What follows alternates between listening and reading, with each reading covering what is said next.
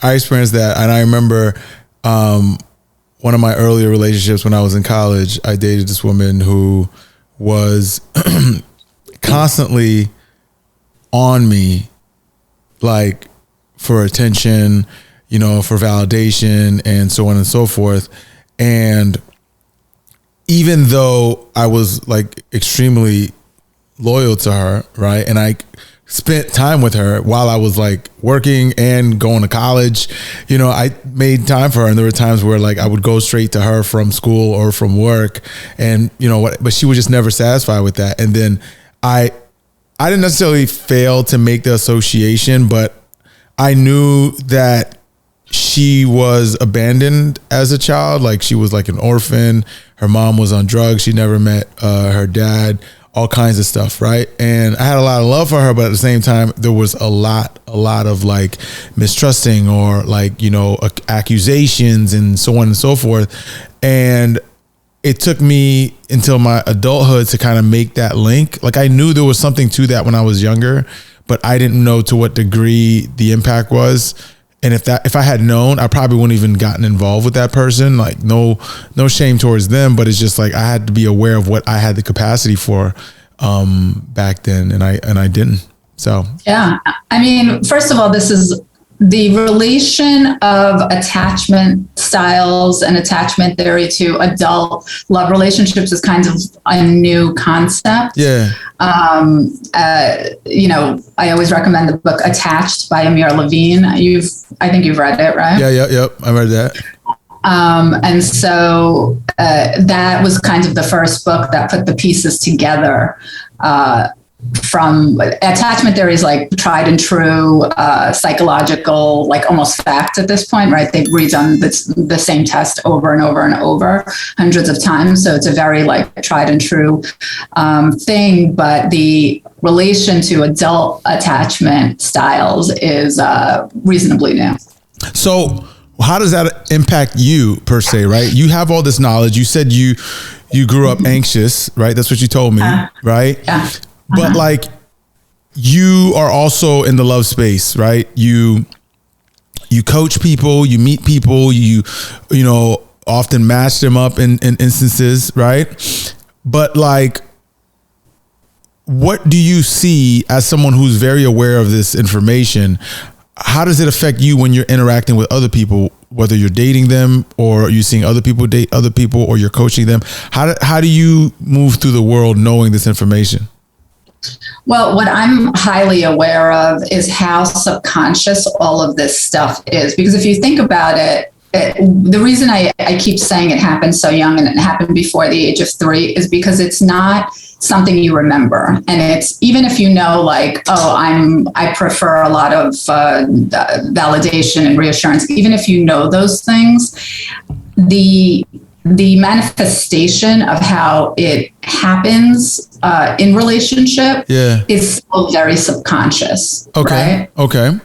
And your subconscious is the thing that's constantly driving you and constantly making decisions for you. Yeah. So what happens is you'll justify your behavior in your cognitive brain, right? In your left brain, where that makes all your cognitive decisions, all your conscious thought is there, right?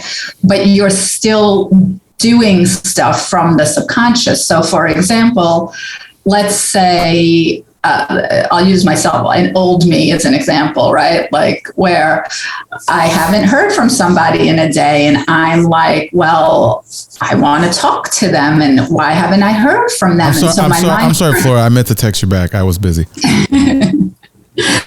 And so I start to make all these stories up in my head about like, well, maybe something's wrong. And maybe, you know, I should get in touch with him because, you know, clearly like I need to speak to him. And I start getting nervous and the anxiety starts kicking in, but maybe I should wait. And you start driving yourself nuts. You start ruminating over these thoughts and start trying to make sense of it until you send the text or make the call or do whatever. But what's the craziest thing that you regret doing in response to someone that was not responding to you fast enough as an anxious person?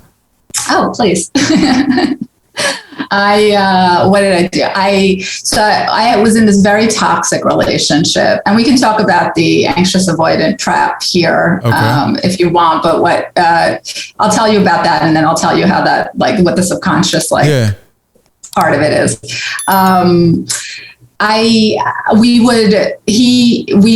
First of all, it took us 6 months to meet, right? So I was texting with this guy. So that's regret number one. Okay. Did he live in Bangladesh? Like, what are we talking about? No, he lived 20 minutes away. He was avoidant. He was not willing really to meet. 6 months and he lives 20 minutes away. Yeah. And okay, so I had just gotten divorced. He was married. That's what he was. He wasn't. Okay. I had just gotten divorced. Let me just lay the groundwork here. Okay. I had no idea about attachment styles. I had no idea what any of this was. I was running completely. First of all, I wasn't in a good place. I just got divorced. But second of all, I was running completely and totally on emotion and completely and totally on anxious attachment. Right. I see that now. Okay. And so it took us 6 months to meet. We finally meet. We're like, by the time we meet, we're like kind of in love already. But because he was avoidant, kind of in love already. I don't want to take up too much time with like the story, but you know how it is when you're texting with somebody, when you're on calls with somebody before you meet them, you're already establishing what you feel like is a relationship, but it's not a real relationship because you haven't actually met yet. Got it. You're developing an idea of the person before you actually know the person. And you're always going to go to the positive to like have something to attach to. Got it. Exactly.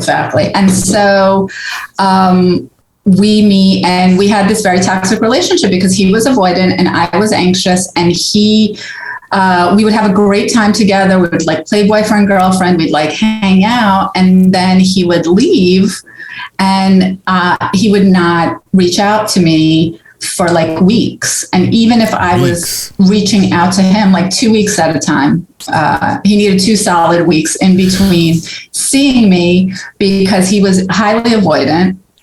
And it made him very uncomfortable to be overly intimate. He needed to go slow. He needed time. He needed to pace the whole situation, because when I say that attachment styles are subconscious, what I'm also saying is they're in your nervous system. Right. Okay. So for him, his nervous system couldn't handle that much intimacy. It couldn't handle that much emotional involvement. Yeah. And so he solidly needed 2 weeks between us seeing each other. That's what he said. And he said, I need 2 weeks, or that's just his actions. That's how it ended up So you notice the pattern of like, he won't miss me until 2 weeks has gone by. Yeah. But then what would you... Plans. He would leave and he'd be like, yeah, I'll see you like in 2 days. And then I'd be like, oh, okay, great. And then 2 days would come and either he'd cancel or he wouldn't cancel, or he'd call or he wouldn't call. I am sobbing like in the background, like, what's going on? Why hasn't he called me? Calling him, texting him. He's blocking me. Okay. He blocks me because I'm like calling 100 times over. Oh, you're calling that often? I'm texting. I'm like, what the what's going on? And then he blocks you. He blocks me. I then get a internet phone number. No, you did not. Yeah. Oh, yeah. Yo, you are vicious. Okay, you're like, oh no, you're going to hear from me.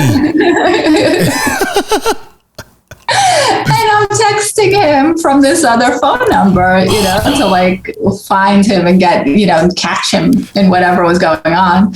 But this went on, I obviously that wasn't the exact course of events, but that this was like a 1.5 to 2 year relationship where this kept going back and forth like this, and we would break up and then we would get back together. And for me, as an anxious person, every 2 weeks I was experiencing a full breakup, and then didn't have the self-worth to create a boundary and stick to it. Right.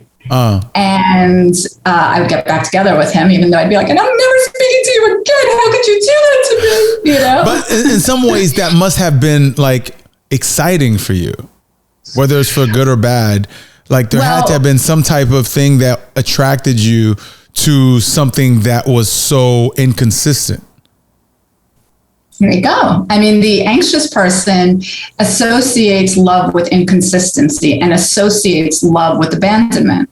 Okay. So when somebody is inconsistent towards an anxious person and, shows a little bit of abandonment, like doesn't call right away or doesn't, isn't like right there, that triggers the anxious attachment style and says, oh, this is what love is. I have to hold on to this, right? And subconsciously, you're just like that crying baby waiting for like mom to come back and get you. Right. And that is your association of love.